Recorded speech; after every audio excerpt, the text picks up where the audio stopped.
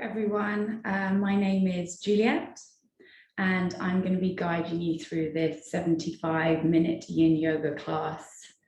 I call it the 360-degree full body bliss.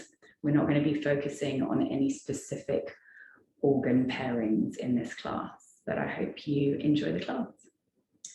So just before we begin, just a reminder to make sure you've got all the relevant gear, props with you. A mat, but you don't even need one of those. You can do this on the carpet. Some cushions. I've got my lovely bolster here. If you don't have a bolster to hand, you can always use lots of combination of cushions and pillows from the bed. I've got some towels here as well as some blankets, because I find that towels are just a little bit thinner, so they can come in a little bit handy when you're kind of using them in slightly more unusual positions, shall we say, in the body. And of course, I've got my blocks here, and I'm sitting on a couple of bricks to prepare for the first part of the class, practicing some anapanasati, some mindfulness of the breath.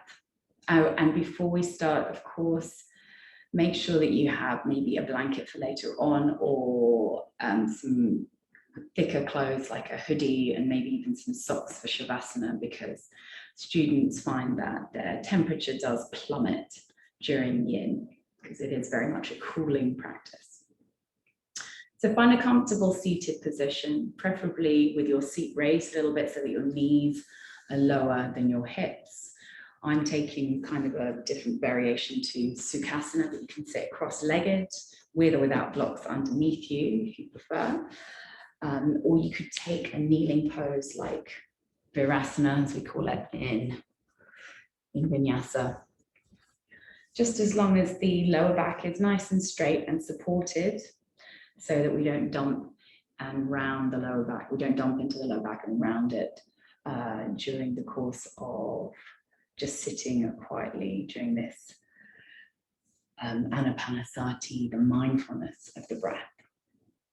So just taking a moment to take 3 conscious and mindful breaths at your own pace, keeping the eyes closed. If you want to just wiggle out any areas of stiffness or discomfort. Sorry, my drain is doing something a bit strange. Rolling the shoulders back.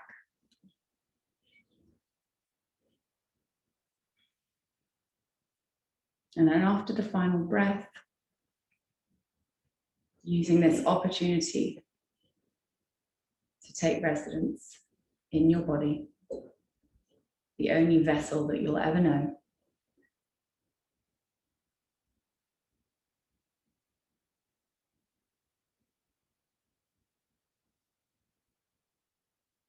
And watching that breath. Anapanasati is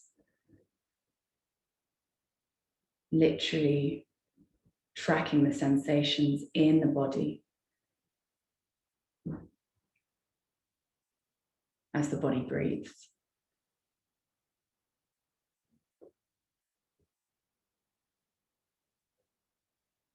That practice of that mindfulness of the breath.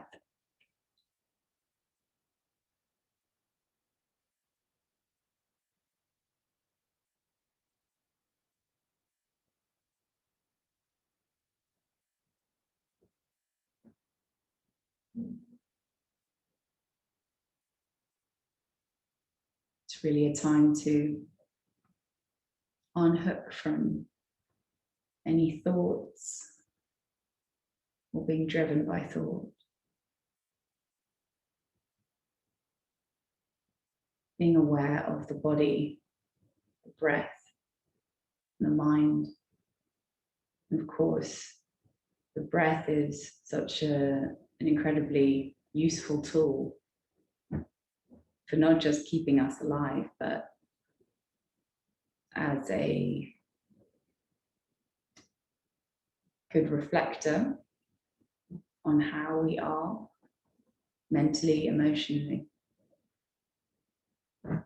Watching that shape of the breath can really inform us of our state of being. So it's very easy to launch into a breath when we are asked to be mindful of something. So when we're asked to sit up tall, suddenly we become really, really tall. We push our chests out and roll our shoulders back. But actually, this is more subtle. It's to really take residence in our bodies with that breath as it is, without trying to force or alter or change the breath.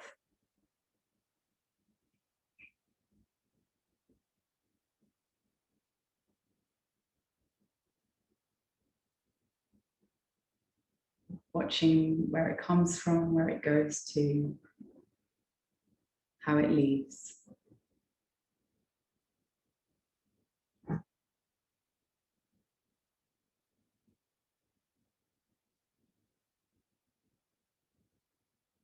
And our breath is that wonderful grounding tool that we will always have in our toolbox to help bring ourselves back to ourselves when the mind starts to wander and focus on other things.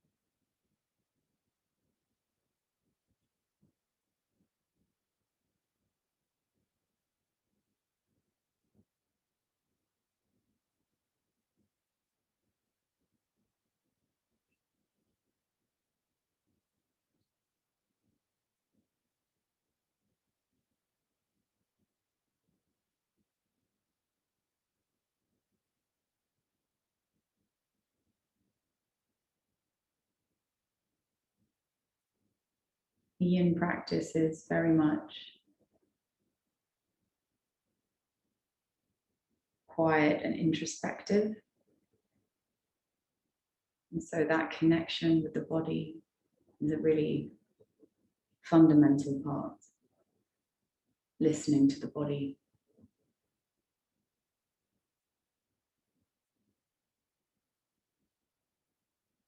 Our bodies hold a wealth of information.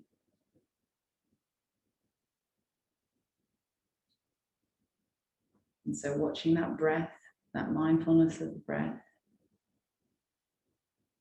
anapanasati, is where we can start.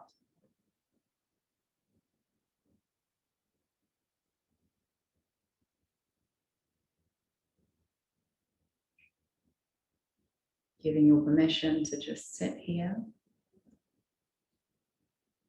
and just be.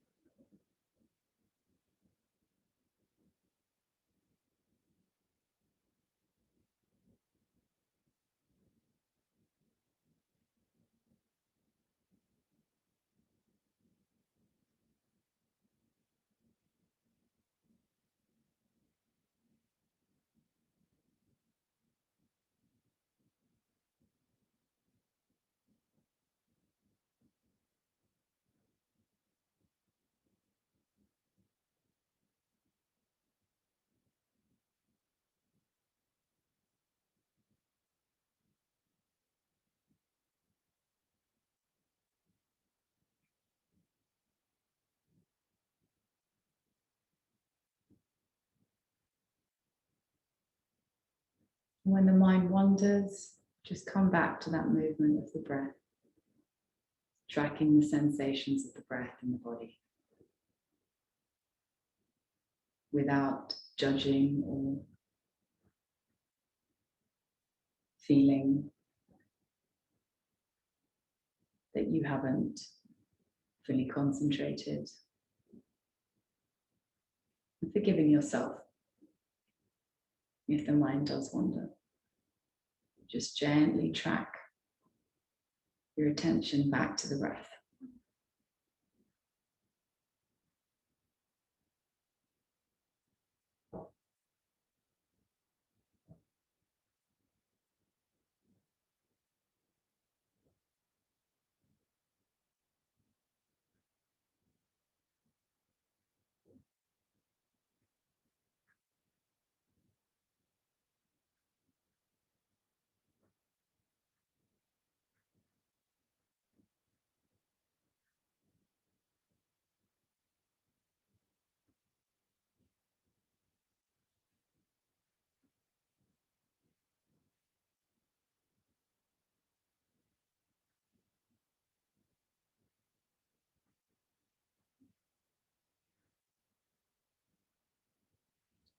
And take another 3 more breaths quietly in your meditation.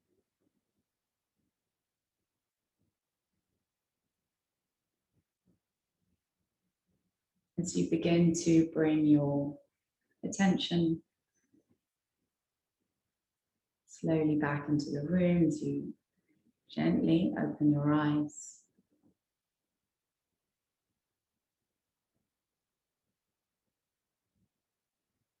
And then invite movement into the body as we take our first yin pose. We're going to open up with butterfly, nice symmetrical posture. So butterfly begins with making sure that your lower back is happy. So often I recommend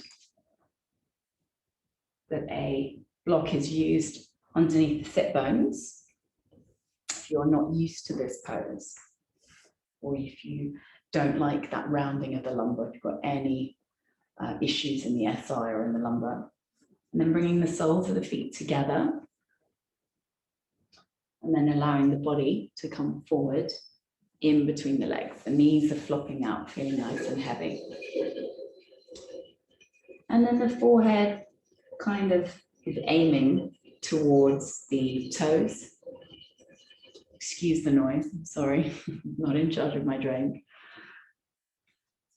And then it's really lovely to get lots of cushions, my bolster, and then build that round up towards the chest so that the torso is supported.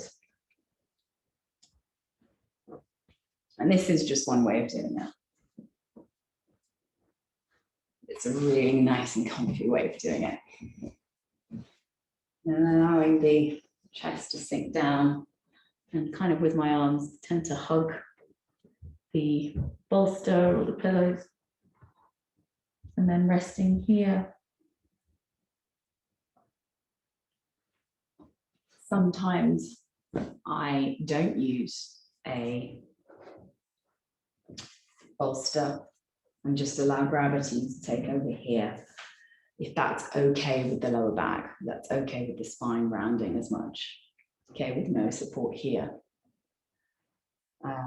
If that is quite difficult for you and it's a little uncomfortable keeping the spine rounded, you can still enjoy this position with the legs by lying down and taking it in a lying version, Supta Baddha Konasana, or lying butterfly. So the back is nice and straight, just on the floor.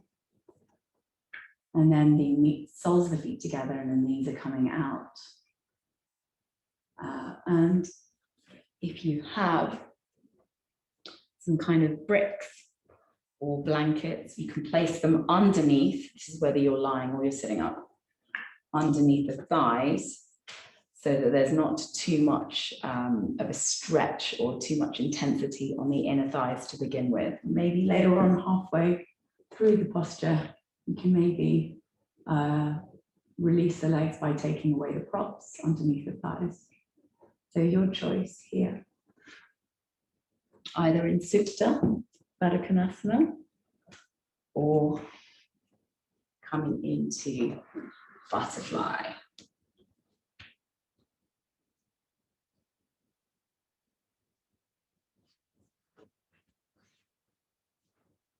And I'll tell you when you're halfway through, so that if you've got your head to one side, you can flip it to the other side to make the twist on the neck equal.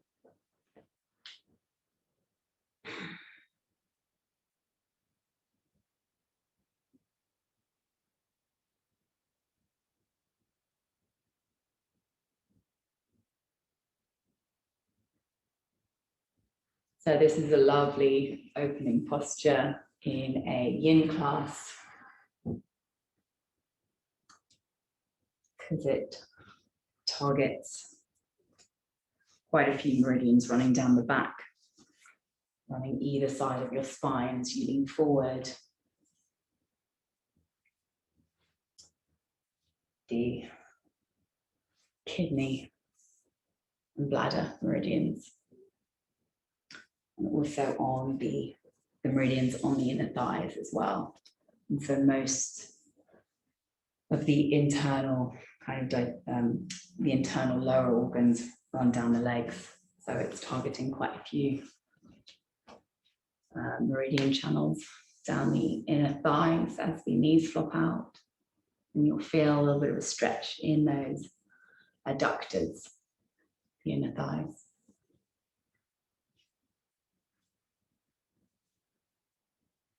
And of course, looking after the kidneys is so important, those kidney meridians. Kidneys are where our jing, our energy essence, is stored. So it can be quite a revitalizing pose after we've spent some time in it. And in yin, gravity is your friend. So often we feel that the torso drops a little bit lower through time as the tissues on the back of the spine stretch. And coming down, and maybe we're coming up to halfway through the pose. Maybe you'd like to take away one prop if it's in front of you to allow the body to fold a little bit deeper. And likewise, if you had your head in one position or looking one way, you maybe want to turn your neck the other way so that it's equal on both sides. As we're over halfway in the pose now.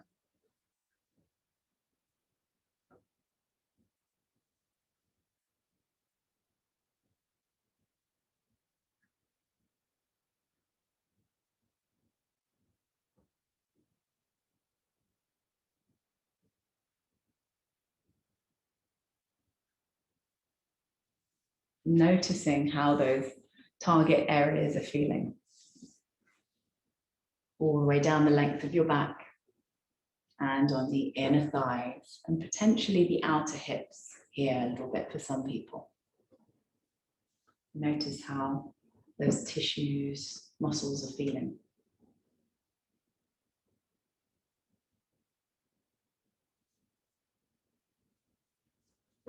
Continuing to take residence even further into our bodies.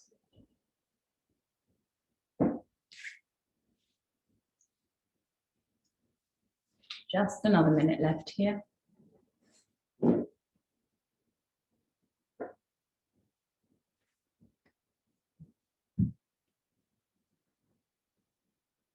Ironically, we slow things down in yin, but time does tend to go a lot quicker for some bizarre, extraordinary reasons.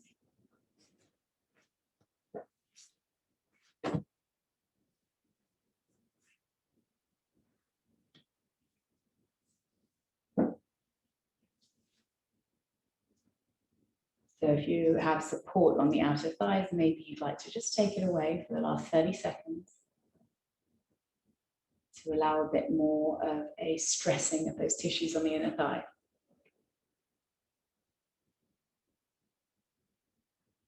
If you're in butterfly, Torso is feeling really lovely and heavy. You're constantly working with that feeling of releasing.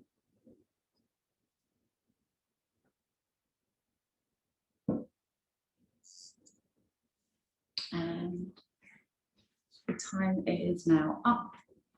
So slowly come out of the pose by lifting the torso very slightly if you're in butterfly, moving the props to one side, and then using your palms of your hands on the outer edges of your thighs, bringing your knees together so that you're not suddenly engaging your inner legs.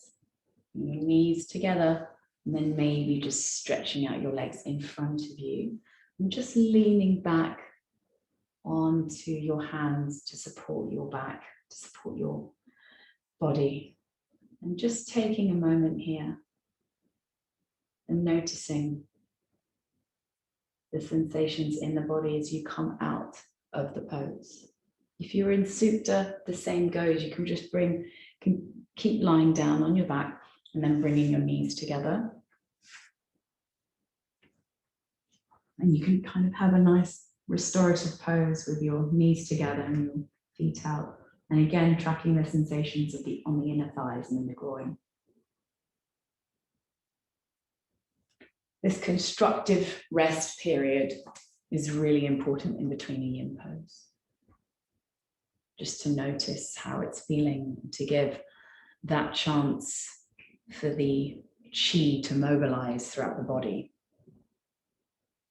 and for that nervous system to recalibrate.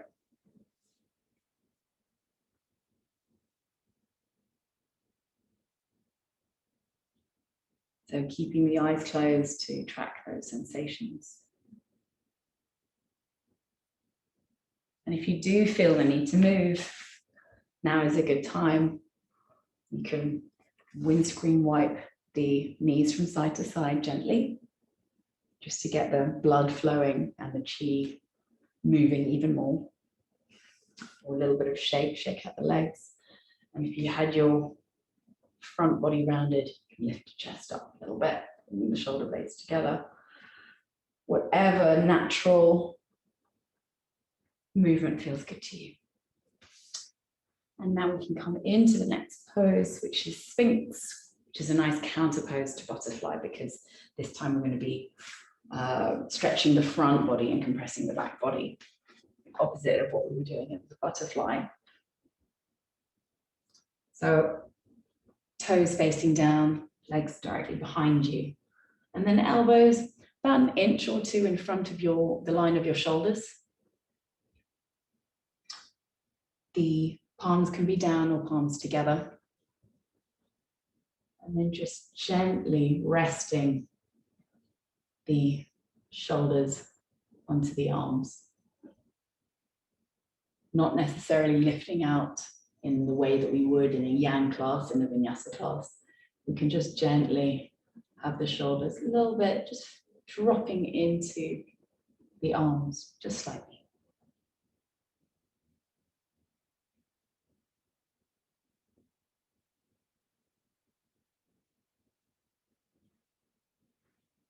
And if your pubic bone is a little bit sore or comes to the ground and just feels like it needs some padding, something soft underneath it, you can grab a towel or a blanket, place that underneath the pubic bone.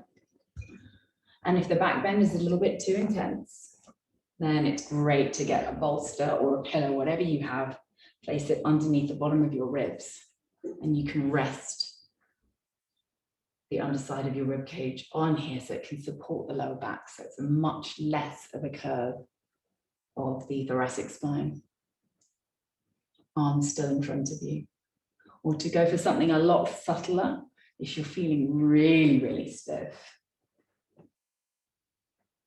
Or if it's just too challenging, then you can place the elbows on the bolster too. And just have a very, very gentle curve here. Maybe chin comes down and rests in the hands. So quite a few options for Sphinx.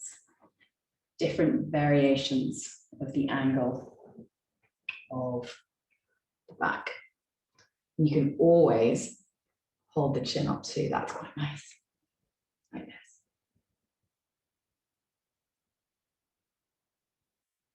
And wherever you are in Sphinx, maybe taking a moment just to acknowledge what your buttocks are doing. Often our buttocks tend to try and protect the lower back by tensing. So using the breath as you exhale to release the buttocks any more if you can. And then noticing how that creates a little bit more intensity in the sensation in your lower back, just above the buttocks, in your lumbar. Maybe you didn't realize you were holding on there. Maybe you could allow that pelvis to feel ever so slightly heavier on the mat.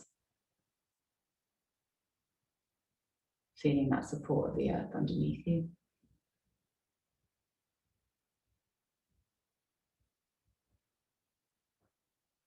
Allow that supported back bend to stress those meridians down the back body.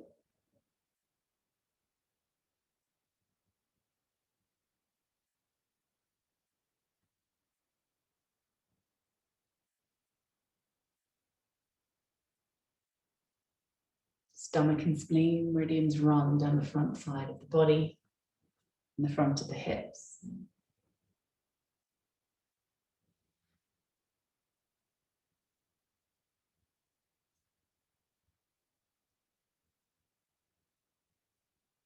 They are very relevant for digestion and nourishment in the body. Stomach receives all the food and spleen converts the food into all the things we need and blood. And of course, the spleen is the site where white blood cells attack viruses. So very important for the immune system, that stomach and spleen organ pairing. So looking after that, hopefully, is said to prevent illness.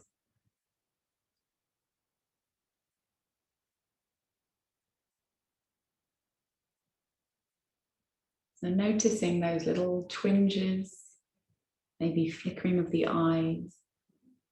Are you holding on to any tension in the jaw as well as in your buttocks?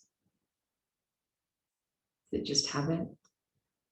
Or the twinges of those signals which are trying to tell you something about yourself and about your body?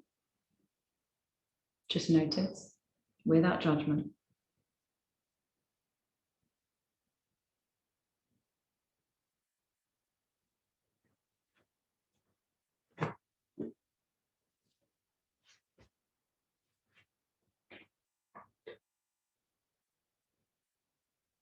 And so the time is up here if you're in wherever you are actually. If you've got a bolster, just move it from underneath you.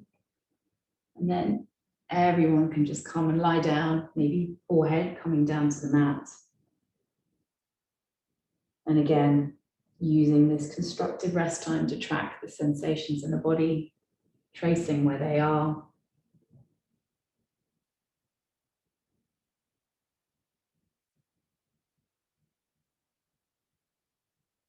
Noticing how it feels having come out of the pose.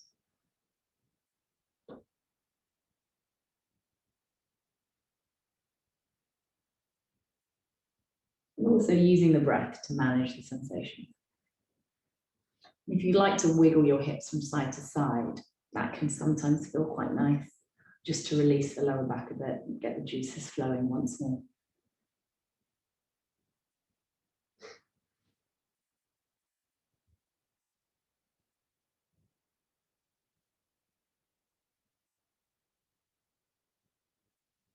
And then lifting the body up, pressing into the palms. Coming into child's pose just for 3 breaths, just for something a little different, just to get you to round the back again.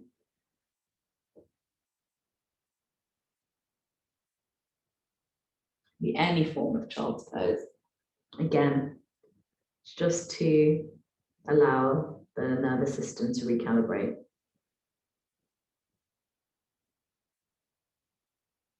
Rebalancing the body.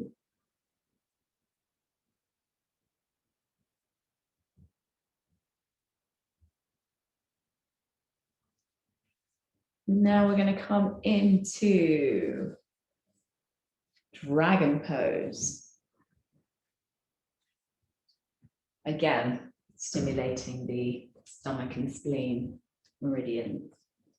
I'm going to start with the right foot forward first.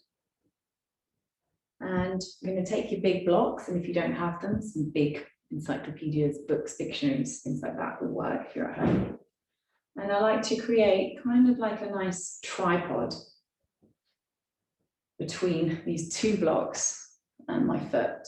So a nice gentle tripod, not dumping too much weight into the arms, just a real lightness of touch here as I allow a nice big stretch on the left front hip. So the left hip flexor is being stretched while the right hip flexor is being really compressed. Got a little bit of a back bend going on because I do enjoy back bends. But if you're less inclined to do that, you can walk the hands forward and just lean forward a little bit so the back is a little bit straighter. The left knee may need a little bit of support, so like a blanket underneath it, just to soften the surface. Or you could use a bolster here. There's a bit of a pinching in the hip. You could take a blanket or a bolster to create a bit more space in that hip so it doesn't pinch as much if you're finding just a bit too much compression there in the hip. You can always use the bolster as well to lean on. Don't have to use the blocks if you prefer. But that target area is the front left hip flexor. Yeah. So we're just going to be here for a little less time, just 3 minutes in this one. It's quite an intense pose.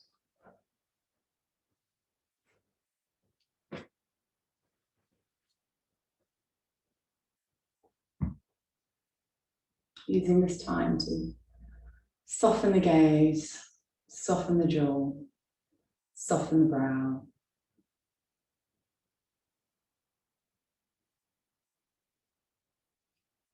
Some of you will get a little bit of a stretch down the front side of the body too.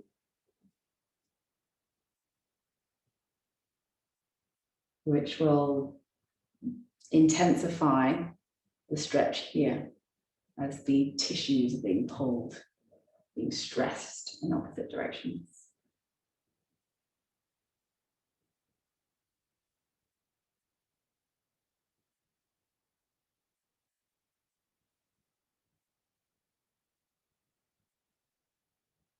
Instead of blocks, or if you didn't have blocks, you could also rest the arms on that front knee.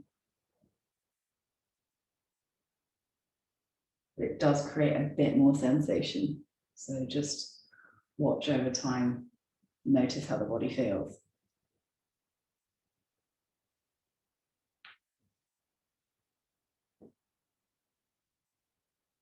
Notice if the body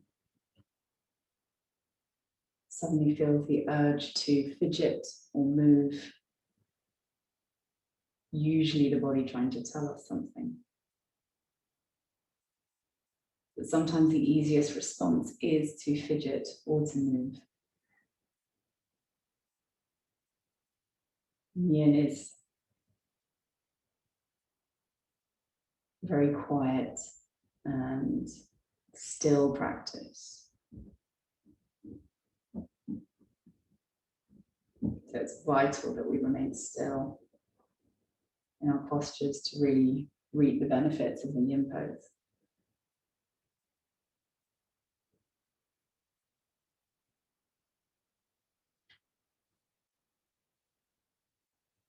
And with yin, the 3 ingredients of a yin pose are one to find that posture, that shape. And the shape, bearing in mind, is always different for every individual body. So the general version of the shape for you will be different from someone else's. So finding the shape that fits you, and then coming to an edge in that shape, that sweet spot where you feel something happening, something occurring, but you're not over the pain threshold, and you're not just feeling nothing. And then, of course, it's to remain still in that pose for a prolonged period of time. Those are the three ingredients of yin. So we're going to come out of dragon just by moving the hips back. I'm going to come straight into sleeping swan, which is the yin version of pigeon. Okay, so remove any of your props just to begin with. Noticing the sensations here in that left hip. And then we're going to walk that right foot over to the left. And then bring the hips down, coming into your pigeon pose, your sleeping swan.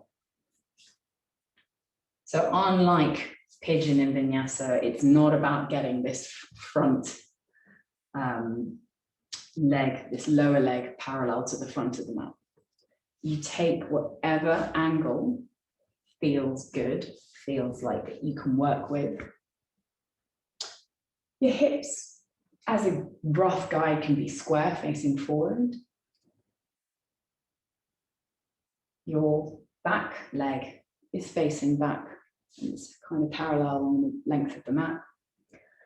And then again, you've got lots of options. So one of the most popular ways to support this pose is to put a blanket or even a block sometimes under that right hip if I'm bending the right leg.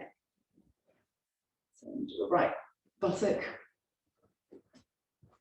Probably going to need two there actually.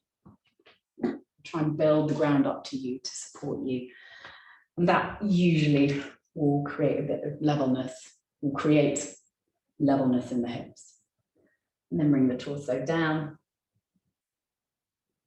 And then just make sure the knee is feeling okay here. If the knee is really not enjoying this, then you can always do the lying down version, which is folding the right knee and then placing it over the the right ankle over the left knee and interlacing the fingers underneath and then bringing it towards you. So it's very, very similar. The target area is the outer right hip here, okay? Whether you're doing the lying down version or the folding forward version.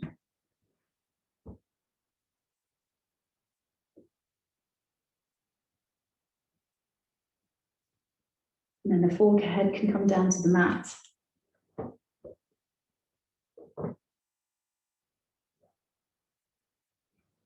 Or you can use a block to build the ground up to you again. Forehead can be on a block or even a bolster. Arms can be in any relaxed position that feels good. And once again, allowing gravity to be your friend, which it is in yin, very much so. Allowing the weight of the chest to come down to the mat. As that sensation, slowly but surely, will either increase or decrease, maybe, in that outer right hip.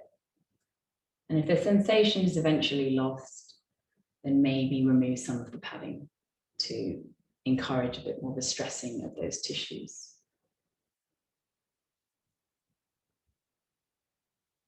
Working the stomach and spleen meridians on the inner leg, that extended leg, but also the gallbladder meridian on the outer hip, which kind of zigzags on the outer hip, on the sides of the rib cage.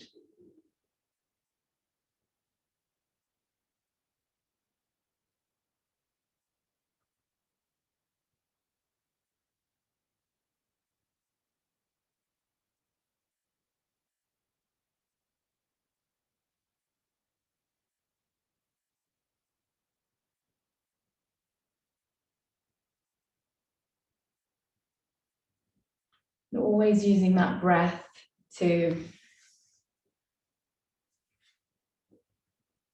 relieve those areas of feeling challenged, those areas that are feeling challenged or uncomfortable. And not running away either in the mind or running away and trying to avoid that feeling, but sitting with it. The Buddhist monk Thich Nhat Hanh, a wonderful grand master of mindfulness, says that you can be your own therapist by really training yourself to have the ability for deep, compassionate listening. And it's not just listening to talk, it's listening to the body as well.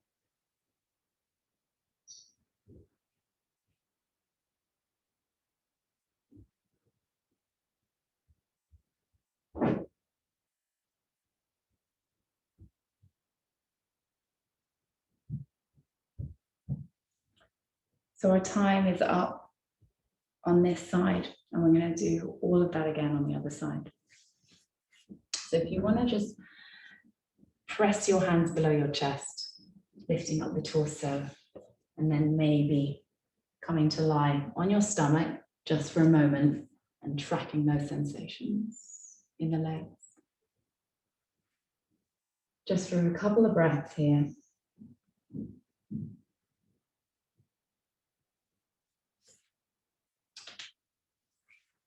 Maybe pushing back into a child's pose just for 3 breaths, if that feels suitable for you, before taking the other side. And remember, as an asymmetrical pose,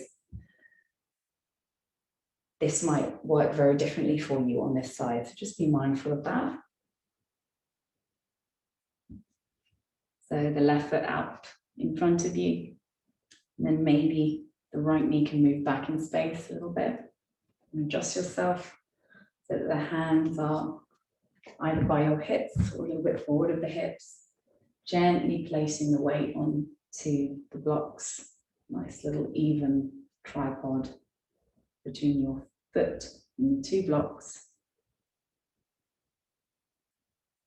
And the target area is that front right hip this time, the right hip flexor.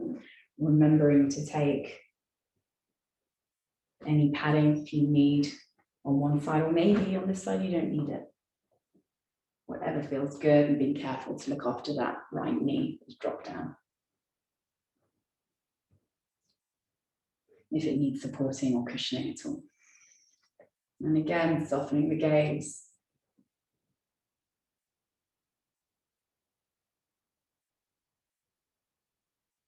So with yin, yin affects qi in 2 ways. It improves the quality of qi,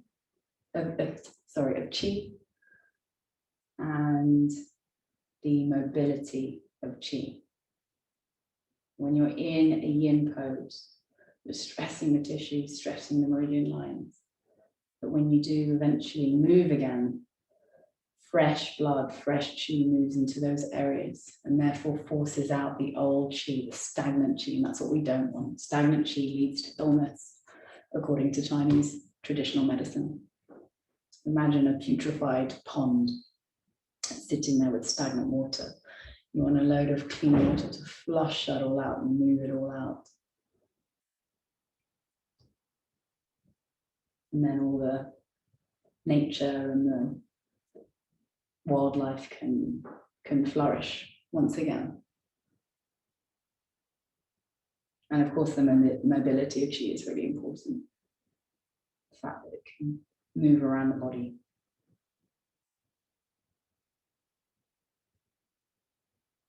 That life force, or prana as we call it in yoga.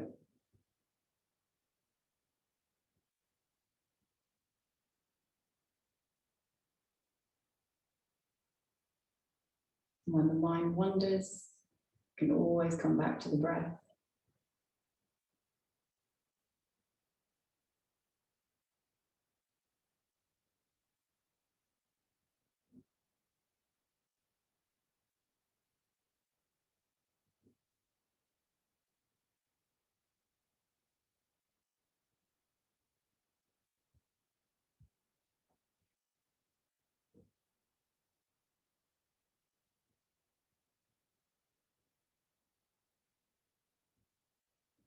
Noticing if the breath is stifled, not breathing fully. What is that telling you about how you are feeling in the body?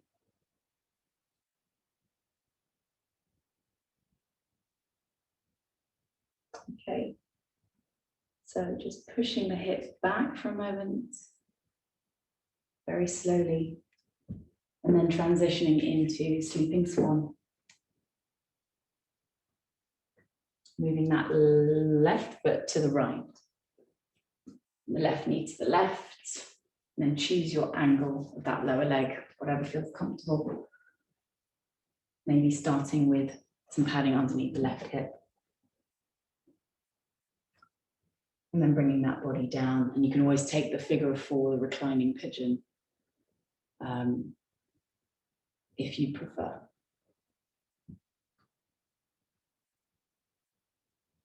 Taking the bolster once again on this side, if you had support for your head and arms.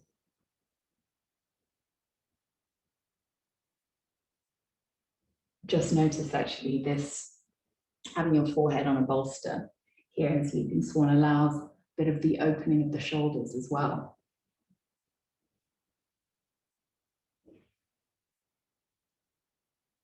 And opens up the chest very subtly, just a little bit, on the underside of the arms. It's rather nice. The chest sinks down low towards the floor. So it's more of an opening across the upper body than a rounding, which is what it would usually be. Yeah.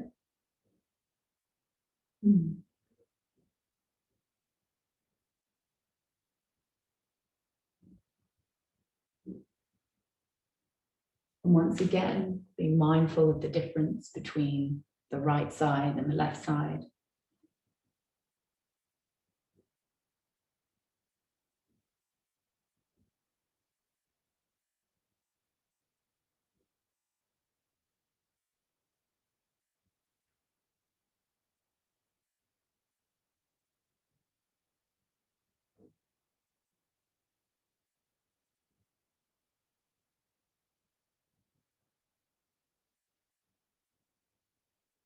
Of course, yin works the fascia tissues in the body,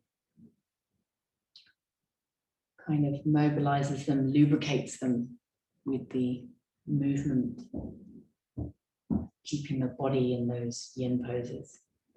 And as we get older, it's so important to lubricate the tissues. We get stiffer as we get older, and that's because the tissue is becoming dehydrated. So drinking lots and practicing yin is so vital going into later age. And fascia has 6 to 10 times more nerve endings in it than muscle does. So, I mean, muscle is a type of fascia, but a lot of the connective tissue, that webbing that covers the entire body, has got so many nerve endings. It's so vital for that, for body, for the sensations. And so we can really, really feel into the body by really moving and getting into and stressing those tissues, that fascia.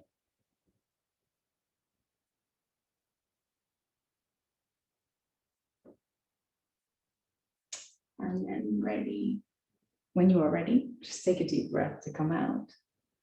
And then maybe slowly moving that left leg behind you And either choose to lie on your front just for a moment.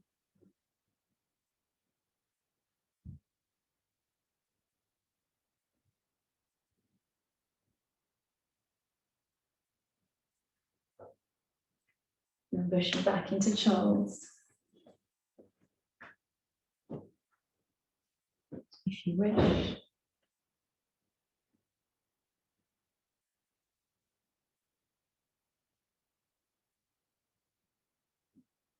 And then we're going to take the final posture. Again, it's an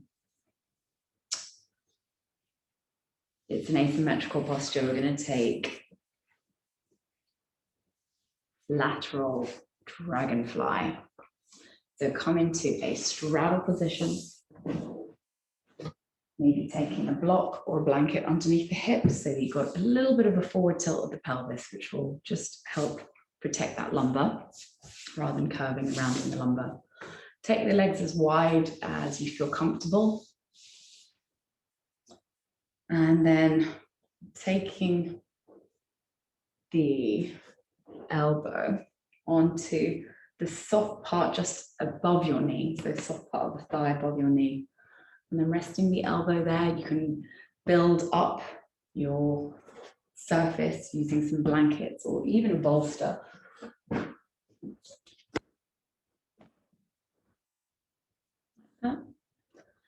And then with the opposite hand, so I'm going to do it with my right hand first, and with the left hand, bring it all the way up and over and keep it suspended in the air. Yeah. So this is a lovely posture which targets the liver meridian running on the inside of the leg, kidneys, but also the heart and small intestine and the lung and the large intestine meridian. So we're going to do both sides. So the lung meridian goes all the way through the upper body, down the arm, finishes in the thumb, and the large intestine in the index finger, and your heart meridians are all the way down the back and front of your arms, leading to the baby finger. So by stretching, laterally stretching the tissues on the sides of the ribs and the arm, we're really targeting those upper organs, shall we say, heart and lung organs.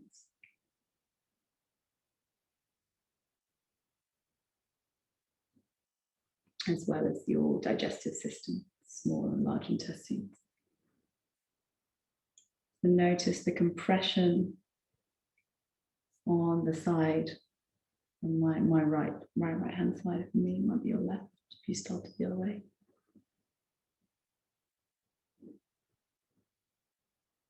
Don't worry, we're not staying here for 4 minutes. It's just a 3 minutes with this arm suspended. Just be mindful if there's any tingling sensations in the fingertips. You don't want that, so maybe gently bend the arm, and you can always place the fingertips gently down the back of the head. Just have the elbow pointing up, if that helps.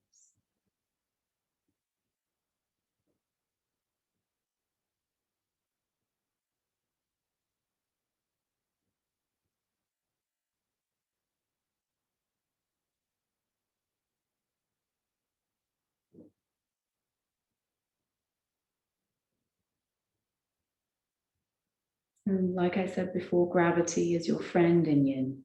So notice that the arm comes further down, the body may wish to bend a little bit more, may want to get rid of props as the posture perhaps becomes easier.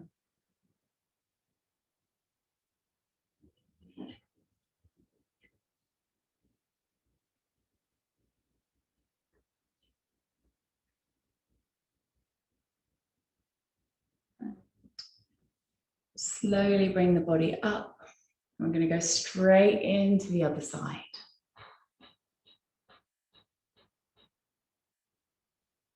So bringing the opposite arm up and over, resting the head into the palm of the other hand.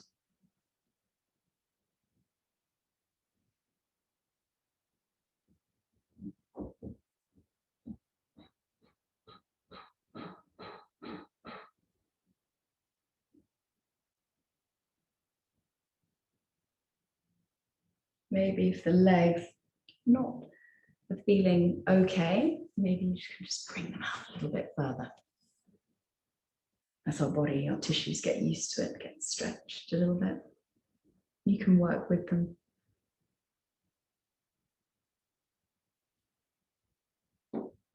Giving them a little bit more, but being careful not to overdo it. And it's not about how far you're reaching this top arm. Just as long as you're feeling a stretch in the target area on the sides of the ribs and in the upper arm, as long as you're feeling something there. That's all that matters. It's not about how the shape looks.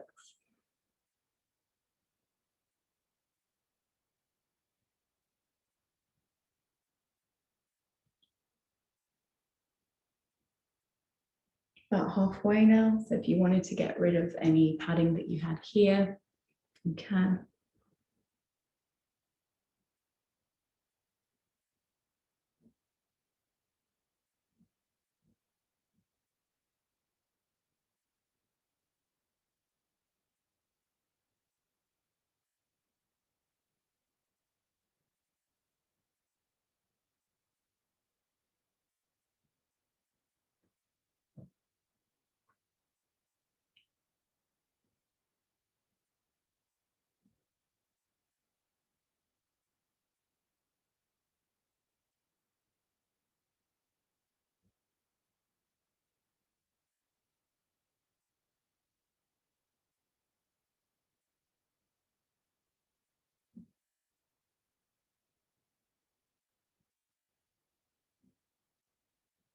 Yeah, and it's about really learning to host those niggles in a compassionate way.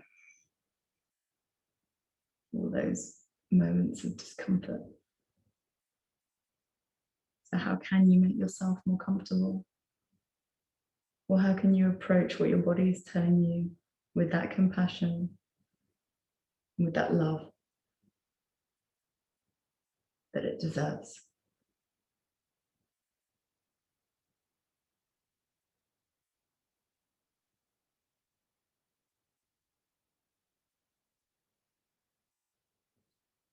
And the time is up on this side, so slowly come up. And just sit up, maybe bringing the legs together if you wish, but without moving too energetically, not to startle the body. Just closing the eyes and tracking those sensations in the body once more.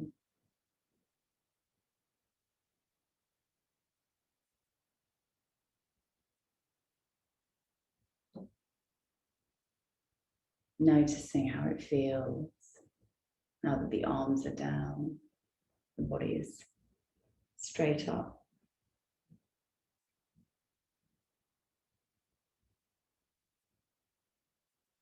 And how the flow of energy feels, that chi, that prana throughout the body.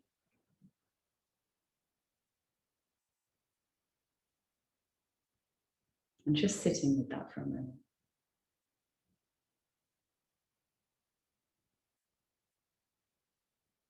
But just before we come into Shavasana, you can choose to come into Shavasana now if you wish. Just wanted to give you the opportunity to come into just a little inversion for a few minutes. I just think it's always such a lovely way to end the class and have that blood flowing to different parts of the body, with the legs elevated. So if you have a wall to hand, I think legs up the wall is a lovely one. or a table that's kind of a good height, or a chair. Have your legs up the wall like this. Or if you'd like to elevate the seat, it's really nice to put the bum on a seat like that. Or maybe if you're really enjoying that stretch on the inner thighs, you could have the legs kind of nice and wide as well. Or if you don't have a wall near you, another option is coming into slug. So bringing the legs up over into kind of like a plow pose, and then bringing something thick like a bolster or two cushions underneath. You can either have the legs straight over, or maybe a little kind of modified fetal position, but upside down. And it's just a nice way to massage your organs just for a little bit of time.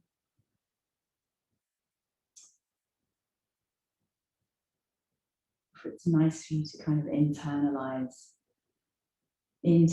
that energy in slug here. Maybe releasing the arms, or if you wanted to bring the hands over and around here. But if you're someone who tends to be quite withdrawn, you keep yourself to yourself, you're quite private, maybe it would serve you to explore what it's like just to be a bit more open.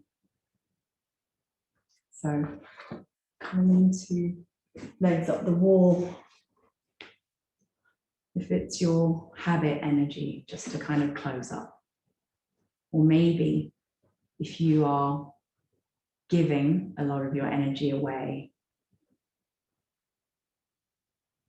maybe it's a nice thing to practice something like slug and bring your energy in towards you and to just nurture and nourish yourself.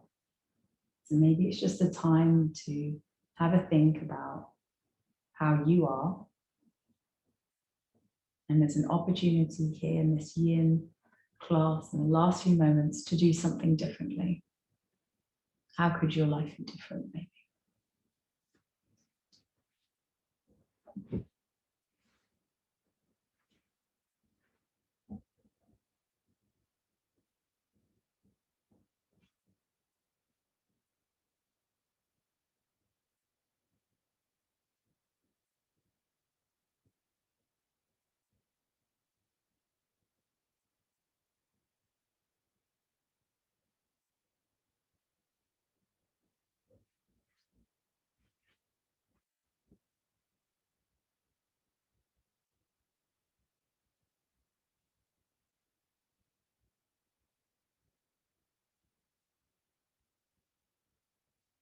Just to reinforce a connection with yourself, maybe you'd like to put your hands on your stomach or on your own body. If you are in legs up the wall,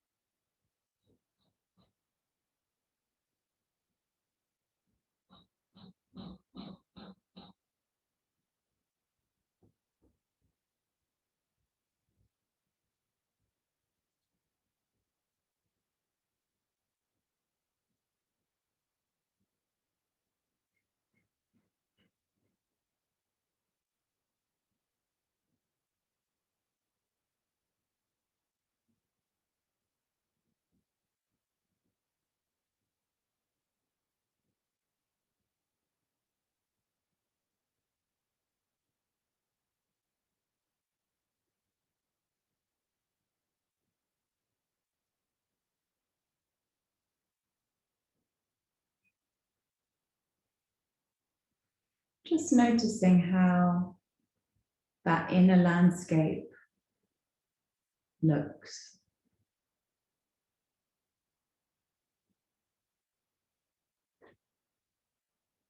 Noticing any shifts in how you're feeling now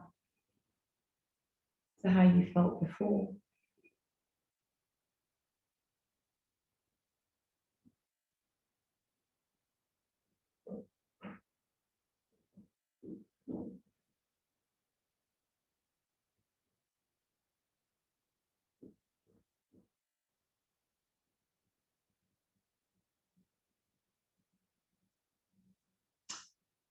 So if you have your legs apart like me up the wall, then using your hands, bringing your legs together to come out of this pose.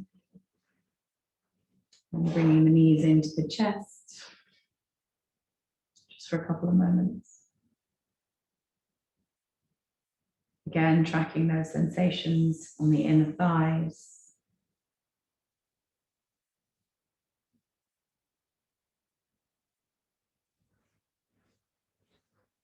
If you're in slug, just slowly lifting the hips a little bit more, bringing the feet overhead, and then moving the bolster or pillows, and then bringing your hips down to the mat slowly, bringing the feet down, and then just coming into a constructive rest pose for a moment again, noticing where the sensation is, maybe putting your hands on the areas of sensation in the body. Before we make our way into Shavasana. So take anything you need for Shavasana. You can have a bolster underneath your knees, which is quite nice and restorative. Pillow under the head, if that's what you like. A blanket to cover you with, socks, anything you like. And just come into your version of Shavasana. There is no right or wrong. Closing the eyes.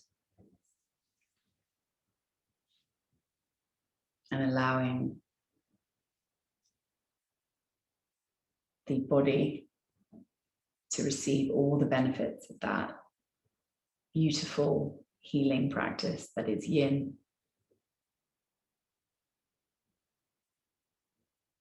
Many yoga teachers say that Shavasana is the hardest pose to do.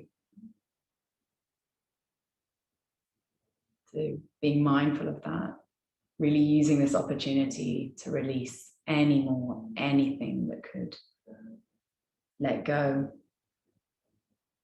and surrender.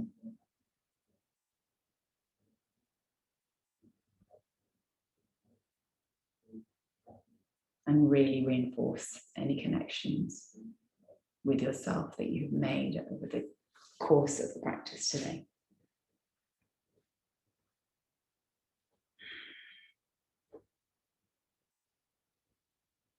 Still continuing a deeper version of that mindfulness of the breath.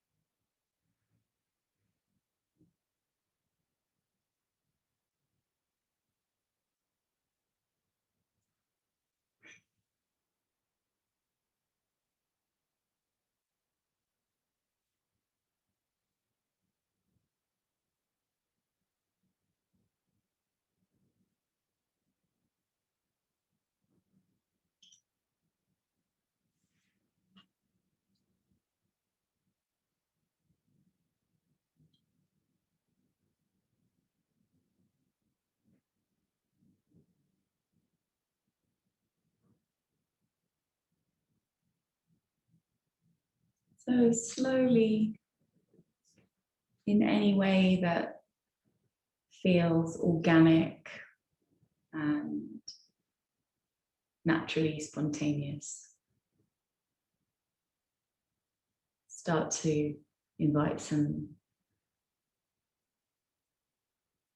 little bit of energy into the body. Perhaps beginning by deepening the breath. And when you're ready, slowly moving any props, just coming into a comfortable seated position.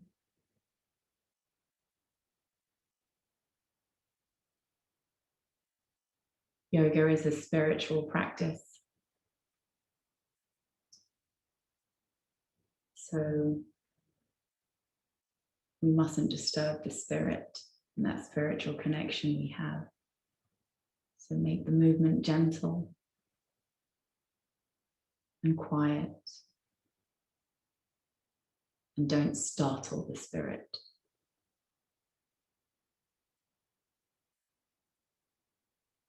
Spirit is butterfly or ladybird, so we mustn't shock it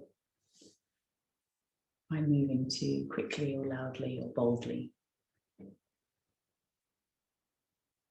So with that delicacy, come up to sit, keeping the eyes closed.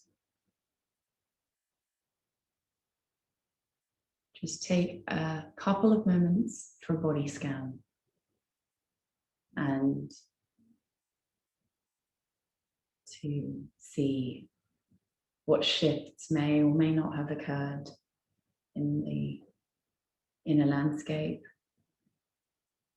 in your inner landscape. Or if by some way of alchemy something has been created. Space, compassion, love.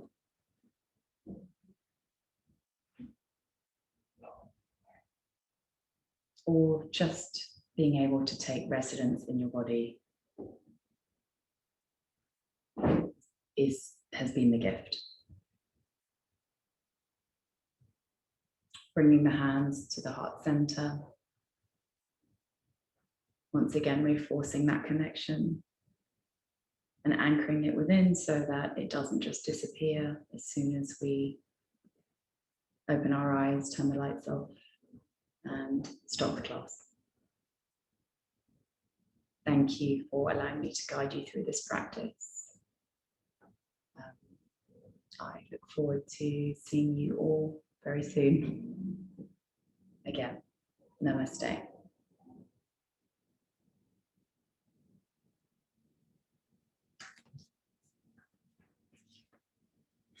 If you have any questions, then you can get in touch with me through Sarah. Bye-bye.